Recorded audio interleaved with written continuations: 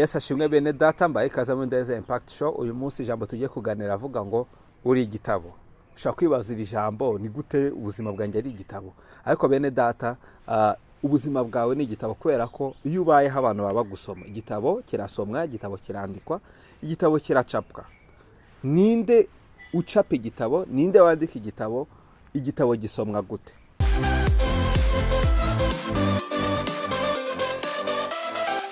Mu Bakorino ba kabiri ibice 3:3 Paulo yandikiye abakorera babwira ngo muri urwandiko rwa Kristo rwanditswe natwe, ariko rutandikishijwe vino cyangwa se wino, ahubwo rwanditswe n'umwuka w'Imana, kandi rutanditswe ku bisate by'amabuye, ahubwo rwanditswe ku by'inyama aribyo mitima yanyu. Paulo yabwiraga abakorino yuko ubuzima bwabo ari urwandiko cyangwa se ari igitabo.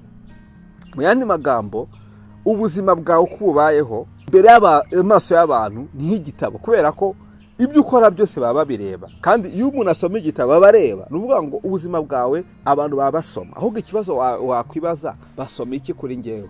Hari ubwoko biri bw'igitabo, hari ibitabo byubaka, hari n'ibitabo bisenya.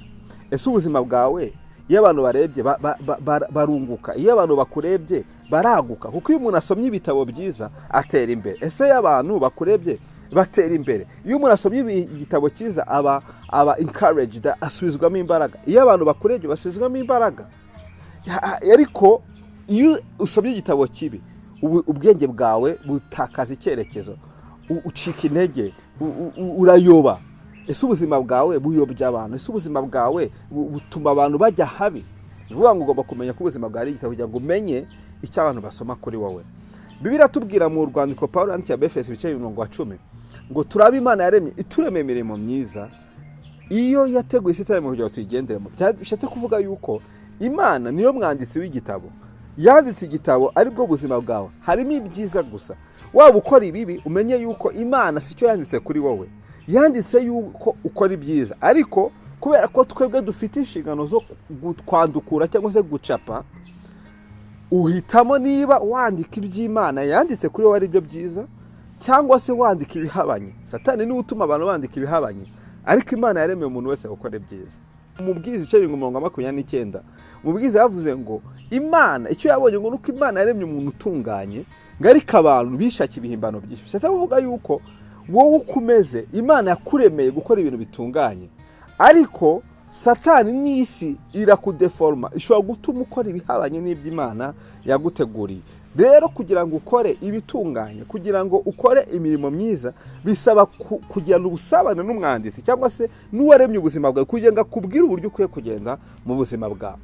Ikindi cya kabiri namaze kubona nuko abantu basoma ibitabo byinshi batera imbere, abantu basoma ibitabo byinshi by'umumaro baba batunzi, abantu bagira influence basoma ibitabo. Nuvuga ngo uretse ko ubuzima bwawe ari igitabo, ukeneye n'ibindi bitabo. Ibindi bitabo rero ni abantu. Nuvuga ngo niba ubuzima bw'abantu ari ibitabo, nuvuga ngo ugomba kumenya ni bantu ki, ni bihe bitabo, ni bantu ki mbana nabo. Ese abo bantu baratuma ntera imbere? Ese abo bantu baratuma naguka mu bitekerezo? Niba usanze abantu muri kumwe ubwo ibitabo usoma ari ibigusubiza inyuma, abo bantu utandukana nabo. Niba usanze abantu ari abantu b'umumaro bashobora kukwagura mu bitekerezo, abo bantu bagira inshuti, kubera ko abantu ni ibitabo uzabasomamo ibyiza. Ushobora kwibaza ngo ni gute ushobora kumenya umuntu uko ameze? Bibiliya tubwira mu Migani ibice 23:7 uko atekereza muri we, mu mutima we ni kari. Reba ibitekerezo by'umuntu uhita umenya aho umushyira. Nubona ibitekerezo by'umuntu biganisha habi, uwo muntu mwirinde, ni igitabo kibi kizakwangiza. Aho nubona umuntu afite ibitekerezo bizima, uwo muntu mwiyungeho, azakugeza kuri byinshi. Ariko cyane cyane wiyunge umwanditsi w'igitabo, usabane nawe kugira ngo umenye ibyiza yaguteguriye.